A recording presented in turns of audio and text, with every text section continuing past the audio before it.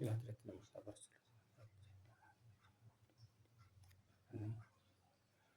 Assalamualaikum warahmatullahi wabarakatuh. Bismillahirrahmanirrahim. Alhamdulillahirabbil alamin wassalatu wassalamu ala asyrafil anbiya wal mursalin sayyidina maulana Muhammad wa ala alihi washabbihi ajmain. Allahumma shalli ala sayyidina Muhammad al-Fatih lima ghulika wal khatimi lima sabaqa nasirul haqqi bil haqqi wal hadi ila siratika mustaqim wa nari haqqa qadri wa miqdari azim. Aman ba'd. Alhamdulillah, puji syukur kita tujukan kehadirat Allah Subhanahu wa taala. Salawat dan salam kita tujukan kepada junjungan kita Rasulullah sallallahu alaihi wasallam dan kepada seluruh keluarga beliau, sahabat beliau, kerabat beliau, zuriat beliau dan orang-orang yang mengikuti beliau hingga hari yaumil kiamah nanti. Pada kesempatan ini kita akan membuat sebuah video kembali berkaitan dengan masalah kitab Hidayatus Shaliqin. Bismillahirrahmanirrahim.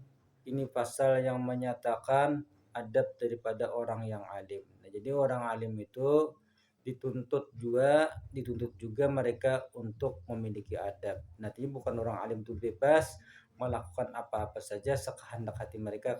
Mereka pun tetap memiliki adab-adab dan aturan-aturan untuk menjaga kepatutan diri mereka sebagai orang yang alim. Yakni ada beberapa, di antaranya seorang yang alim tadi mau menanggung sesuatu dan menerima sesuatu yang didatangkan oleh muridnya, baik itu dalam bentuk pertanyaan ataupun dalam bentuk perbuatan yang menyusahkan dirinya. Nah, jadi orang jadi guru tadi sudah siap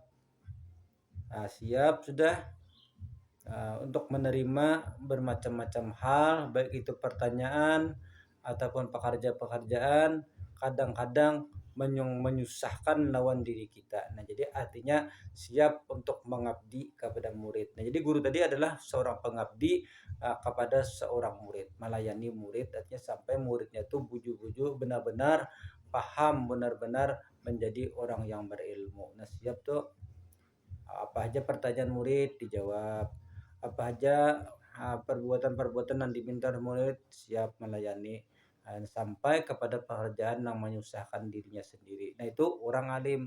Kalau nya kada sanggup menerima nang itu kada kau jadi orang alim, kada kau jadi guru. Jadi guru itu pada hakikatnya adalah orang yang melayani murid supaya muridnya tadi bisa menjadi orang yang alim juga seperti dirinya. Bukan seorang guru tadi minta dilayani oleh murid-muridnya. Nah, ya ada juga guru hendak minta dilayani oleh murid. Bila kada salah sedikit melayani murid maraju. Ada juga guru itu, nah itu guru nang belum mengerti adab orang alim.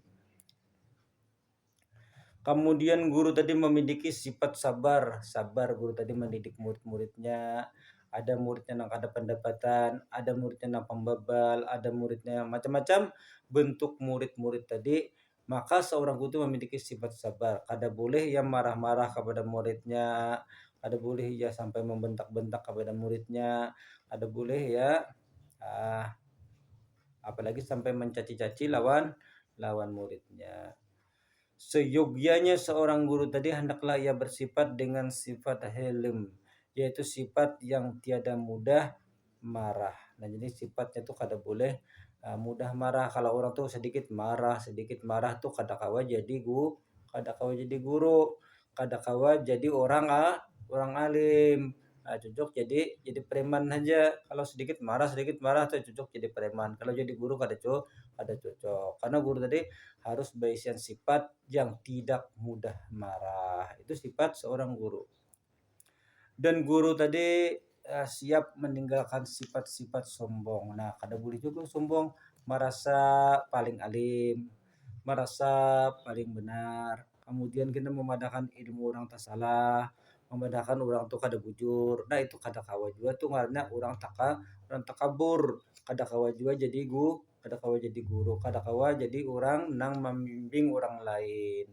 Itu termasuk orang nang belum memiliki adab-adab daripada orang alim. dan ia selalu bersifat baik dengan seluruh hamba Allah Ta'ala. Nah, jadi ngaran hamba Allah Ta'ala tadi nang mana kayak apa nang dikenal atau nang kada dikenal, hendaklah ia selalu bersifat baik. Nah, ini adab daripada orang yang berilmu. Kecuali kepada orang yang menjalim akan dirinya, boleh ia melawan dengan keras supaya ia tidak dimakan oleh kejaliman. Boleh aja kalau ini guru disarek, kalau orang menjalim sidin, sidin sarek misalnya. Kenapa? Karena sidin indah dimakan oleh kezaliman orang lain. Kata salah sidin, Allah sidin marah juga kalau beliau marah. Kalau marah kan ada orang yang menjalim lalu sidin beliau marah, ya kada masalah. Nah, sidin membela diri. Maka guru tadi hendaklah memiliki sifat yang merendahkan diri di dalam suatu perhimpunan orang banyak, baik di dalam satu majelis. Misalnya ada orang aruhan. Orang aruhan tadi guru tuh merendahkan diri aja. Nah, jangan hendak tampil kecuali diminta orang sudah tunjuk seorang kada kau lagi seorang mengelak. Nah, jadi misalnya di orang aruh banyak orang misalnya, jadi jangan juga guru tuh hendak jadi tukang baca yasin supaya guru terus hendak supaya itu di tukang tahlil surat biar aja orang lain beri kesempatan lawan orang lain. Guru nih ya menghindar lah dahulu. Amun sudah kata kau aja menghindar, sudah ditunjuk orang tak seorang juga, nah itu terpaksa seorang menjalaninya. Nah, itu kisahnya tuh. Artinya jangan hendak menampilkan diri seorang lah intinya. Sembunyikan aja diri seorang tuh. Nah, kenapa? Anggaplah orang tuh lebih berilmu daripada kita dan kita lebih bodoh daripada orang supaya kita tuh bisa menghormati orang lain. Nah, jangan berjiwa penjajah. Pas satu seseorang aja pak alimnya, seorang aja paling berilmu. Jadi kata kau lagi orang diberi kesempatan, datang ke masjid, seorang anda jadi imam, ada orang aroh seorang anak baca yasin, seorang anak itu ngarannya jiwa penjajah, padahal seorang kada alim juga. Nah, jadi lebih baik guru itu kada kayak itu. Jadi sifat seorang guru itu merendahkan diri, menganggap bahwa sidin itu orang yang kada berilmu. Nah, sidin anggap diri sidin itu kada berilmu, orang alim-alim, sidin kada alim. Jadi biar aja di dalam majelis itu orang aja nang memborongnya masalah nang kayak itu, biar guru jadi penonton aja kada apa-apa juga ya. Tapi kalau orang sudah tahu bahwa sidin guru lalu ditunjuk kurang tak kasih dia, sini kada boleh cuma menghindar atau menolaknya. Dan guru jangan ketujuh bercanda, ketujuh bercanda, guru nih pandai nang porno-porno, pandai-pandai nang apa lolocon. Nah, itu kada kada kada kada beradab gurunya, termasuk guru nang kada beradab atau ulama nang kada beradab. Nah, itu kada kawajo jadi guru mendidik kurang seorang aja masih gawian berlucuan, baca cerobohan, bergurau, bercanda kada kawa jadi guru. Karena guru tuh harus jadi panutan, harus berwibawa. Nah, kalau nang kakak itu pemandiran, nah jatuh marwah guru artinya kada termasuk orang guru tadi kada beradab, kada berakhlak gurunya. Nah, ujar para ulama-ulama kita nang menyusun sudah adab itu lah kayak apa adab-adab. Kemudian kasih sayang lawan orang yang belajar, berperangai lemah lembut kepada orang yang belajar. Nah, jadi orang tuh sayangi orang-orang yang belajar, dan berlemah lembutlah kepada orang yang belajar supaya orang belajar tadi merasa senang dan mereka tuh mudah terbuka pemikiran mereka dalam menerima ilmu. Menanti menanti dan memeriksa dengan perlahan-lahan atas pertanyaan orang-orang nang dungu dan orang-orang nang babal. Nah, jadi kita biasanya murid kena ada nang dungu itu juga kita kada tapi pintar, pembabal itu kada pendapatan. Nah, itu kita bertakun macam-macamnya, macam-macam pertanyaannya. Nah, kita teliti pertanyaan itu, santai aja kita menjawabnya supaya apa? Jawaban kita itu kawa memperbaiki mereka. Nah, bisa menghilangkan kebebalan mereka dan bisa menghilangkan kedunguan mereka, bisa menghilangkan kejahilan mereka sehingga bisa menunjukkan jalan kebaikan atas mereka. Misalnya guru ada orang bertakun, benar kakarwa ada pinanu mamai sariki marahi, ada bisa juga jadi guru kayak itu. Jadi guru tuh santai aja menghadapi murid-murid yang jahil-jahil, murid-murid yang bebal itu santai aja supaya kita kawan mengarahkan mereka kepada suatu jalan yang baik dan suatu kebenaran.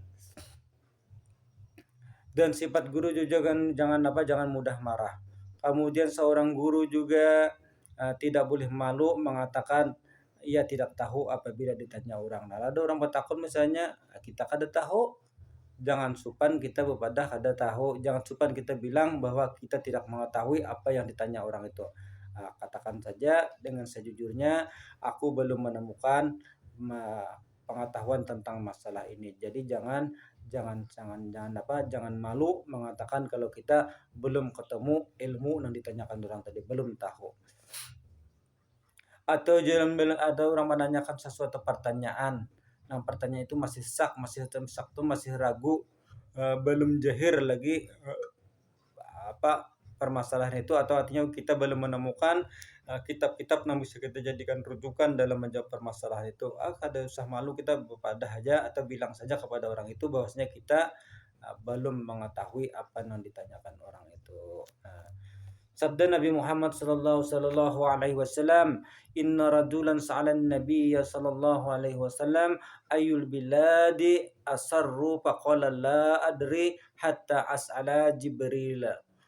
As'alu faqala la adri hatta arsala Rabbi izzat." Nah, artinya seseorang telah bertanya kepada Nabi Muhammad sallallahu alaihi wasallam, seorang laki-laki bertanya kepada Rasulullah sallallahu alaihi wasallam, "Katakan wahai Rasulullah, artinya negeri apa yang sangat jahat?" Maka Nabi sallallahu alaihi wasallam menjawab, "Aku tidak tahu negeri apa yang jahat. Nanti aku bertanya kepada Jibril." Maka Nabi sallallahu alaihi wasallam bertanya kepada Jibril. Jibril mengatakan, "Aku tidak tahu negeri apa yang jahat, dan nanti kata Jibril aku akan bertanya kepada Allah Subhanahu wa taala yang Maha Besar." Nah, ini contoh lawan kita.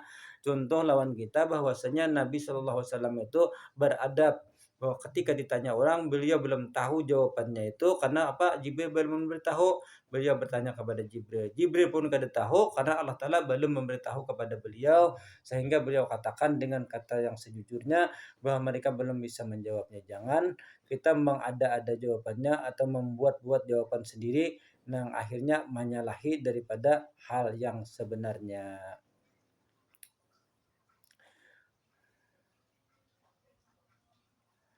Dan bersungguh-sungguhlah menghadapi pertanyaan orang-orang yang bertanya. Nah, jadi kalau ada orang bertanya itu sungguh-sungguh kita menghadapinya. Menghadapinya itu sungguh-sungguhnya artinya kita menjawab itu siapakan literatur kita dalam menjawabnya, itu harus ada referensinya kita menjawab. Jangan asal jawaban aja. Kita harus mengambil dari kitab ini, dari kitab itu untuk menjawab pertanyaan orang. Kalau perlu orang bertanya hari ini, kita minta jawabannya sebulan akan datang supaya kita mengambil literatur yang banyak dari berbagai narasumber untuk memberikan penjelasan agar jawaban itu tidak keliru. Nah, ini sebagian daripada adab-adab kita dalam belajar, dalam jadi orang alim, dan adab-adab kita sebagai orang yang mengajar. Dan sebagai seorang guru, itu yang utama diajarkan adalah ilmu fardu ain. Nah, sesudah kita mempelajari ilmu fardu ain, barulah kita mengajarkan ilmu fardu kifayah. Ilmu fardu ain adalah ilmu yang mengetahui perkara zahir dan perkara batin, ilmu yang memperbaiki zahir kita dan batin kita, yang khusus itu ilmu fikih, tauhid, dan tasawuf. Itu disebut ilmu fardu ain. Kalau orang mengajar di luar daripada tiga bidang itu, bukan bidang fikih, bidang tauhid, bidang tasawuf, nah itu berarti untuk mengajar di luar daripada ilmu fardu ain. Nah, misalnya orang mengajar hadis tafsir itu di fardu kifayah. Kalau majelis misalnya orang tuh punya majelis tapi kada jelas nanti sampaikan tuh berceramah ini, ceramah itu, ceramah ini di luar daripada koledor keilmuan itu tuh termasuk orang nang kada guru tadi, termasuk guru nang kada beradab juga. Kenapa? Adab seorang guru tadi yang utama adalah mengajarkan ilmu fardu ain. Sesudah itu ilmu fardu kifayah. Nah, jadi seorang guru yang beradab tadi tidak akan keluar daripada koridor ilmu. Nah, jadi kada asal berceramah aja. Asal berceramah aja napa hendak sambat ini, sambat itu, sambat ini, sambat itu di luar daripada koridor ilmu. Nabi Muhammad sallallahu alaihi wasallam itu mengatakan bahwasanya setiap ilmu itu ada babul ilmu. Nah, babul ilmi bab ilmu. Nah, jadi babnya ada bab fardu ain. Fardu ain kan ada babnya ini, babnya ini, babnya ini. Nah, dilajarkan setiap babnya itu secara berurutan. Ada asal berceramah aja. Sekiranya inilah yang bisa kami sampaikan sebahagiannya daripada apa yang tertulis daripada sebagian adab-adab orang alim di dalam kitab Hidayatus Shaliqin ini. Kurang dan lebihnya mohon maaf. Wabillahi taufiq wa hidayah. Wassalamualaikum warahmatullahi wabarakatuh.